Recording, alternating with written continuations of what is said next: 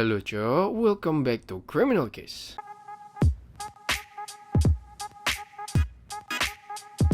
Hari ini gue bakal bahas kasus yang bisa dibilang investigasinya itu tuh sangat amat rumit. Udah gitu investigasinya tapi nanti juga kreatif juga. Karena ya polisi, forensik, detektif itu harus cari cara untuk membuktikan kalau si orang ini tuh bersalah. Karena jasad korbannya itu nggak bisa ditemuin Cok. Jadi mereka harus cari cara lain buat ya buktiin kalau dia bersalah. Dan ini jadi kasus pertama dalam sejarah. Nanti pelakunya itu dinyatakan bersalah atas pengambilan nyawa yang jasad korbannya nggak ditemuin. Kalau kasus-kasus begini kan biasanya kalau jasadnya nggak ditemuin ya udah kan cuman dianggap orang hilang doang gitu, nggak pengambilan nyawa. Tapi kali ini walaupun nggak ada jasadnya, pelakunya tetap dinyatakan bersalah dan dihukum penjara atas pengambilan nyawa. Ya ini lumayan unik ya. Ya penasaran gimana ceritanya, sekreatif apa investigasinya dan serumit apa investigasinya? Penasaran makanya tonton terus sampai habis. Oke, kalau udah langsung aja ke ceritanya. Jadi kasus ini itu terjadi di Newton, Connecticut di Amerika Serikat pada tahun 1986. Ya, jadi ada seorang wanita bernama Haley Craft. Dia ini orang Denmark ya. Dia kerja sebagai pramugari di Pan Am Airlines. Terus dia nikah sama seorang pilot bernama Richard. Mungkin mereka ketemu di tempat kerja atau gimana ya. Mereka punya 3 anak. Nah si Haley itu tuh dikenal sama teman-temannya, sama tetangganya itu sebagai ibu yang baik gitulah. Kayak ya ibu-ibu normal pada umumnya, penyayang, ramah, segala macam, nggak aneh-aneh. Tapi si Richard itu sebaliknya. Jadi BTW si Richard nih selain kerja jadi pilot, dia tuh part time jadi polisi juga. Gue juga baru tahu polisi tuh bisa kerja part time jadi polisi gitu. Gue baru tahu. Intinya dia kalau lagi nggak terbang dia kerja part time jadi polisi. Nah si Richard itu tuh dikenal sebagai orang yang pendiam gitu ya. Dia pendiam, sukanya menyendiri. Kalau ketemu tetangganya tuh nggak nyapa, cuek gitu lah. Intinya nih orang nggak ramah gitu. Berbanding terbalik sama istrinya gitu. Setelah mereka nikah beberapa tahun kemudian, sifatnya si Richard mulai berubah. Antara mulai berubah atau mulai kelihatan aslinya. Si Richard nih jadi orang yang kasar gitu, suka marah-marah, bahkan sampai main tangan. Kalau lagi marah gitu ya, si Haley tuh bisa dipakpok. Terus orangnya dingin juga sama istrinya sendiri. Terus di tahun 1985 si Haley itu sempat ngirim surat ke temen-temennya, kayak dikirimin satu-satu, bilang di surat itu tulisannya kalau gue kenapa-napa jangan anggap itu kecelakaan. Lihat itu temennya khawatir dong, langsung disamperin si Haley waktu si Richard nggak ada. Ditanya lah si Haley, kenapa kok lu ngirim surat begini gitu, lu nakut-nakutin aja. Dan sebenarnya teman-temannya Haley itu udah tahu kalau suaminya Haley itu emang kasar, tapi nggak nyangka masalahnya bakal segede itu gitu. Nah terus ditanyakan sama temennya, terus kenapa lu ngirim surat begini? Si Haley itu bilang, jadi emang akhir-akhir ini gue sama Richard tuh hampir tiap hari berantem. Masalahnya ada aja gitu. Entah karena Richard nih boros banget, ya kan? Ya emang dia pilot, si pilot harusnya kan duitnya banyak ya kan? Tapi dia boros banget tuh, boros banget. Borosnya tuh buat diri sendiri gitu, bukan buat anak istri gitu. Terus kayak beberapa hari yang lalu si Richard tuh sempat pergi, nggak pamit, nggak tahu kemana selama beberapa hari. Nah si Haley tuh curiga kalau Richard tuh selingkuh, Cok. Makanya waktu Richard pulang langsung dikonfront, kayak lu habis dari mana lu? Pergi sama cewek kan, lu selingkuh kan? Pokoknya langsung dikonfront gitu lah. Dengar ini si Richard malah marah balik, Cok. Si Richard marah-marah ya kan, apa sih lu segala macem. Dan ya di situ Richard ngomong ke Haley kalau lu jangan macem-macem sama gue lu ya, gue ambil nyawa lu. Dengar itu Haley diem, Cok, kaget ya kan, kayak yang bener aja lu suami gue sendiri ya kan. Makanya habis denger itu Haley nulis surat itu ke temen-temennya biar kalau ada apa-apa sama Haley, ya Haley jadi nggak apa ya, intinya nggak meninggal sendirian gitu ya. Ada at least ada temennya yang tahu ada terjadi sesuatu, dan semoga mungkin juga dia pengen pelakunya biar bisa ketangkap ya kan, yang kemungkinan suaminya sendiri. Nah terus denger cerita ini teman-temannya Haley itu bilang, udah lu mending nyewa private detective aja, ini masalah udah bukan masalah enteng nih, kan lu toh juga lu punya duitnya gitu ya kan. Terus si Haley oh ya udah bener juga, Haley nurut, langsung tuh sewa detektif yang di hire sama Haley itu bernama Keith Mayo. Terus Haley jelasin lah permintaannya, dijelasin. Ya udah tuh dibuntutin tuh si Richard sama Keith sama detektifnya, dibuntutin dan ternyata bener, Cok, si Richard itu selingkuh sama cewek lain. Di foto-foto kan sama detektifnya, buktinya dikasihin ke Haley. Ya kaget Haley, kayak wah ternyata bener firasatnya kerjaannya, ya kan? Udah nggak sayang keluarga, selingkuh dong kerjaannya, ya. Terus sebelum detektifnya itu balik, waktu lagi ngobrol, si Haley itu bilang ke detektif, detektif, kalau ada apa-apa sama saya itu bukan kecelakaan ya, itu ulahnya si Richard. Detektif bingung kan, tapi ya udah diyain aja gitu. Oh iya Haley detektif. Terus di tanggal 18 November tahun 1986, jadi si Haley ini baru balik dari kerjanya, dia kan pramugari ya, dia baru landing pulang ke rumah. Ya udah, terus beberapa hari kemudian Haley itu harus terbang lagi, ada kerjaan lagi, tapi dia nggak masuk. Dan teman-temannya bingung karena Haley itu nggak pernah sekalipun nggak masuk kerja tanpa ngabarin gitu, tanpa ada izin. Karena kan ya pramugari juga nggak bisa seenak jidat ya kan, izin aja belum tentu diizinin. Ini ngilang aja gitu. Teman-temannya khawatir. Apalagi temennya udah dapat surat kayak tadi itu kan ya, yang dikirim Haley itu kan, makin panik lagi coba. Langsung ditelepon si Haley, diteleponin terus nggak angkat. Telepon si Richard bilang Haley lagi keluar negeri, lagi nengok mamanya di Denmark, karena Haley itu orang Denmark. Terus yang telepon ke Richard tuh temennya nggak cuma satu coy ya, di temen yang lain coba disuruh telepon, dan Richard jawabannya beda-beda. Ada yang bilang Haley lagi pergi sama anak-anaknya, ada yang bilang Haley lagi liburan sendiri. Jadi setiap ditelepon sama orang yang berbeda, jawabannya berbeda gitu. Temennya padahal udah kong kali kong, denger ini temennya makin panik lagi coy, temennya makin curiga lagi sama si Richard, kayak ini kok ngomongnya beda-beda, yang bener mana. Terus temen-temennya juga udah tanya mamanya si Haley, mamanya bilang juga Haley nggak ada di situ, nggak nengok. Terus intinya teman-temannya ini lapor lagi lah ke detektif yang tadi di hire sama si Haley. Teman-temannya bilang ke detektif, nih Haley nggak masuk kerja gini,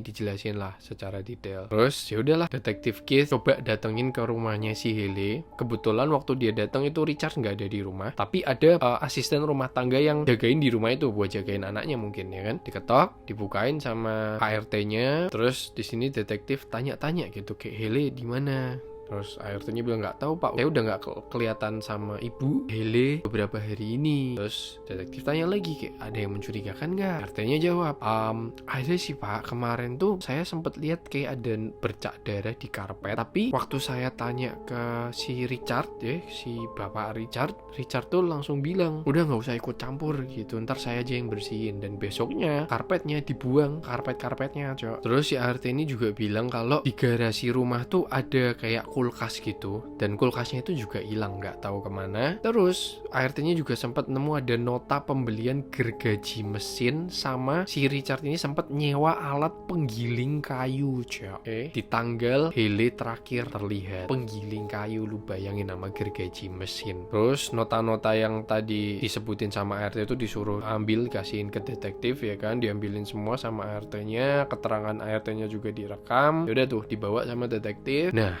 di sini detektif bingung nih, kalau dia lapor polisi, kan si Richard ini juga polisi kan, dia part time jadi polisi, jadi takutnya kepolisian ini malah ngelindungin si Richard gitu ya, kepolisian lokal ini malah ngelindungin si Richard, malah bikin susah gitu. Akhirnya si detektif mikir, ya udah gue coba ke kantor polisi yang tingkatnya lebih tinggi gitu ya. Mungkin kalau di sini, kalau di Indo tuh kayak Polres sama Polda gitu mungkin ya. Intinya si detektif ini ke kantor polisi yang posisinya tuh lebih tinggi, dan Richard juga nggak kerja di kepolisian itu juga ya kan. Datang detektif, langsung dijelasin semua ke polisi, ini ada yang mencurigakan namanya Haley segala macem, ceritain secara detail. Nah langsung tuh diproses sama polisi, karena polisi juga mikir nih sangat mencurigakan nih kasus. Nah terus di tanggal 26 Desember tahun 1986, waktu si Richard lagi pergi keluar kota sama anak-anaknya, sama saudaranya, polisi sama detektif Keith langsung datang ke rumahnya Richard buat menggeledah, karena mereka udah punya search warrant. Digeledah rumahnya si Richard, dan di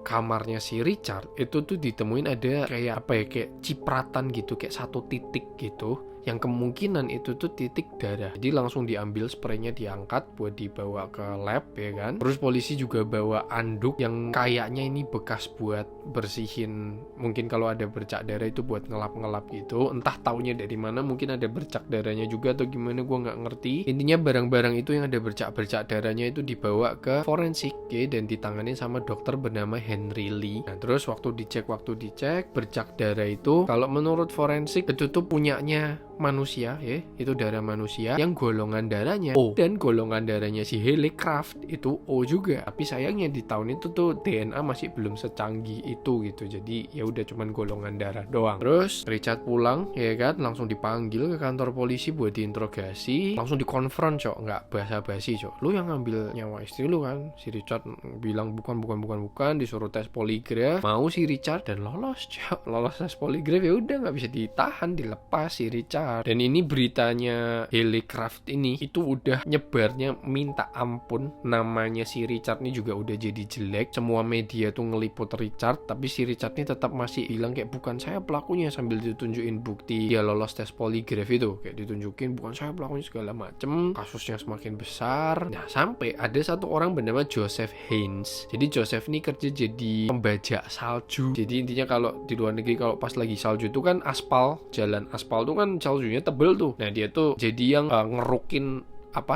salju itu biar aspalnya kelihatan gitu ya. Dia sekitar jam 3:30 pagi di tanggal 18 November si Joseph ini lagi kerja kan, lagi ngerukin salju di aspal. Nggak sengaja Joseph ini ngelihat truk yang lagi derek penggiling kayu itu gitu. Jadi penggiling kayunya diderek di belakang truk itu, makanya kelihatan. Dan si Joseph tuh inget banget detail truknya untungnya. Nah waktu itu kondisinya janggal ya kan, kayak siapa gitu ada truk bawa penggiling kayu 3:30 pagi. Siapa yang mau giling kayu subuh-subuh?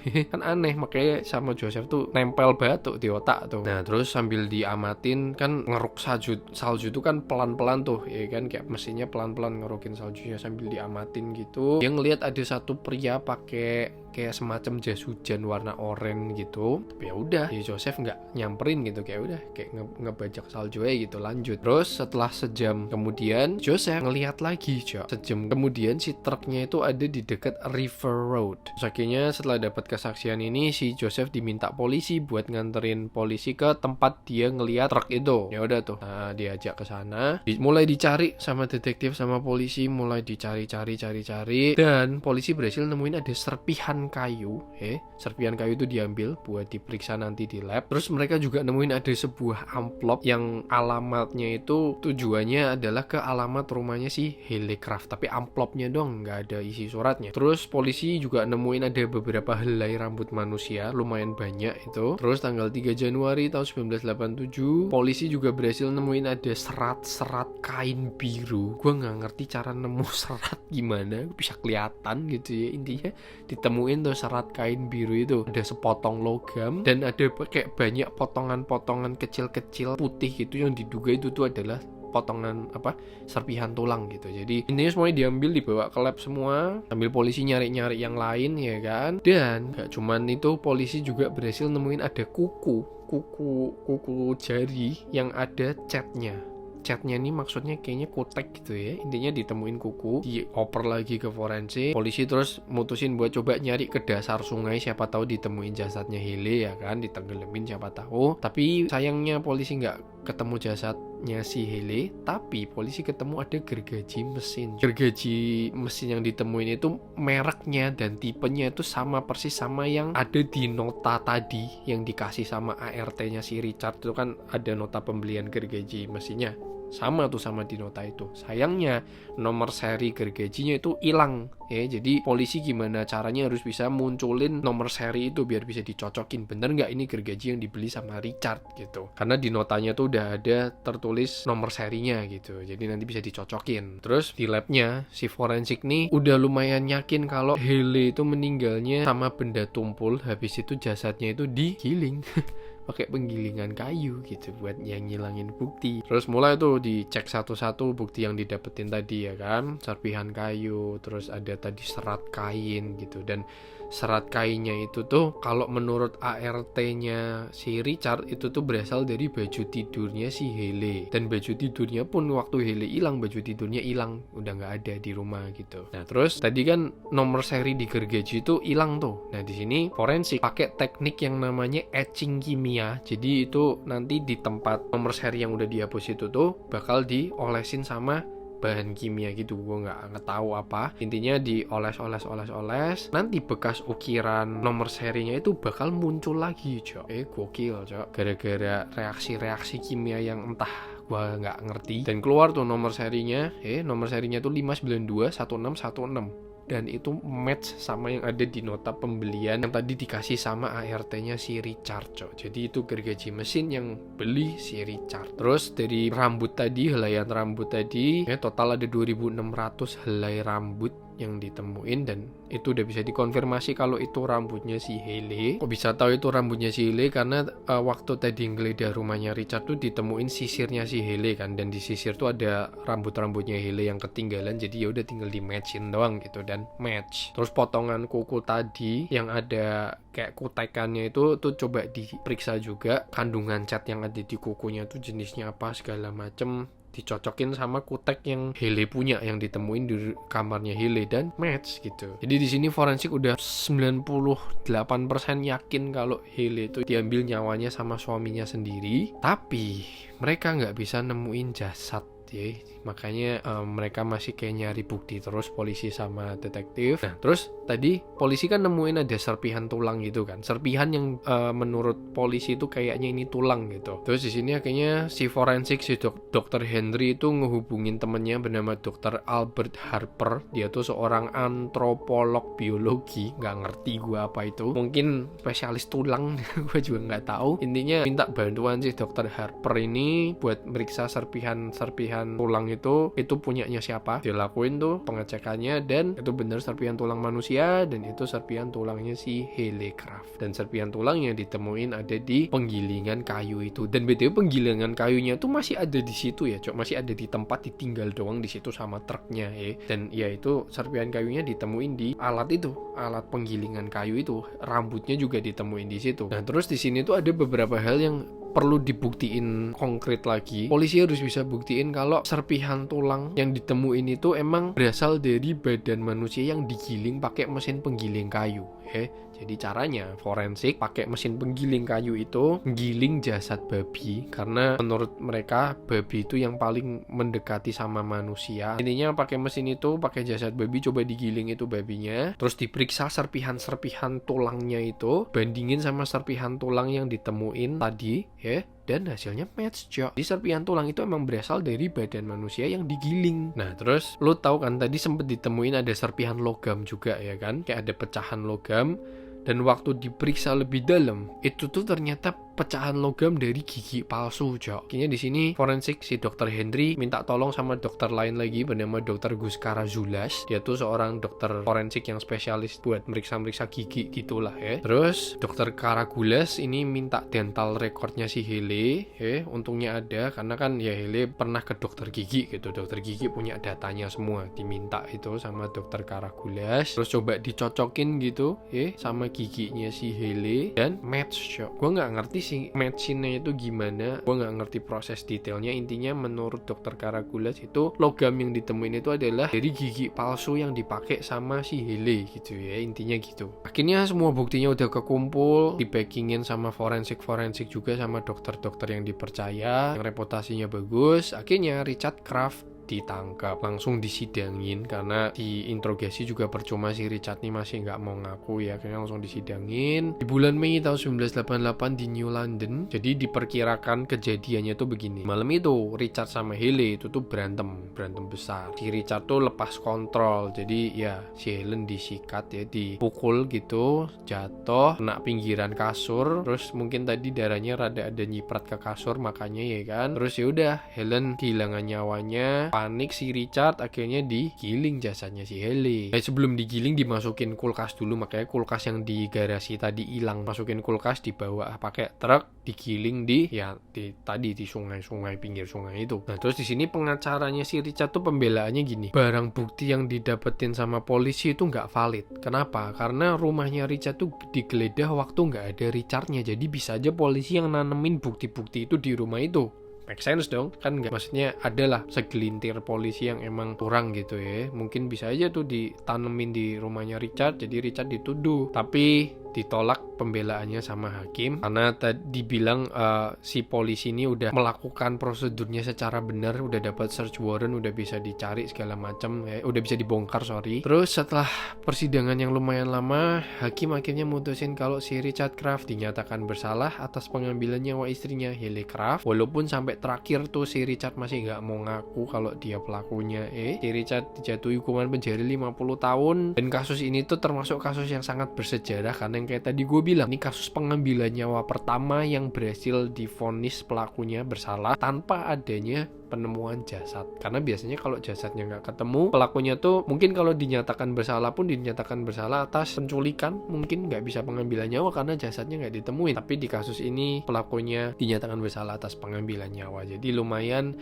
bersejarah, lumayan unik ya. Tapi di tahun 2020 kemarin si Richard dapat keringanan hukuman dan bakal dibebasin dari penjara setelah jalanin masa hukumannya selama 30 tahun. Jadi diringanin 20 tahun. Terus Richard udah bebas ya. Dia bebas di umurnya ke 82 tahun, tapi nggak ada yang tahu ngapain dia sekarang. Udah tua begitu. Dan ya itu tadi kasusnya si Haley Kraft sama Richard Kraft. Gimana menurut lo? Bener nggak si Richard pelakunya atau polisi yang curangnya? Gimana menurut lo? Komen di bawah. Ya segitu dulu videonya, semoga bisa mengantarkan kalian tidur, semoga bisa menghibur kalian juga. Jangan lupa di like, jangan lupa di subscribe, share juga ke teman kalian. See you on the next video.